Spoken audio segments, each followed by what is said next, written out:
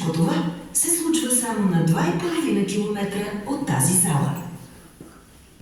Братята изваждат внимателно 9 съда, измиват ги в реката и след това ги занасят в кабинета на тогавашния председател на Околийския народен съвет в Панагюрище Стефан Калпаков. Той веднага извиква при себе си доктор Петър Горбанов от Панагюрския музей, който чрез телеграми информира властите в София и Пловдив за безценното откритие.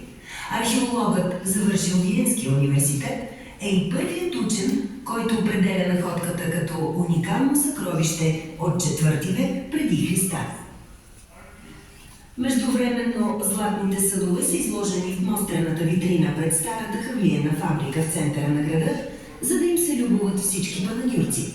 Околийският председател разказва, че 2 дни по-късно от Пловдив е изпратен директорът на тамошния музей, доктор Димитър Цончев, който приема съкровището и го отнася в град Пловдив.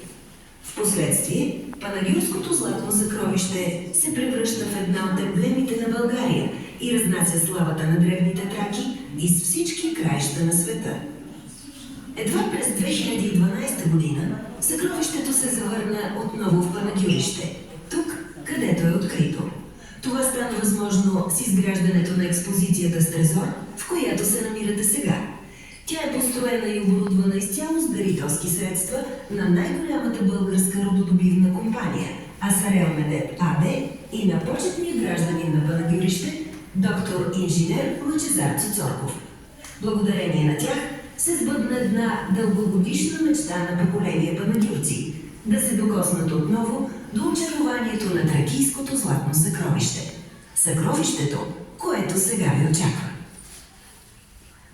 Панагюрското съкровище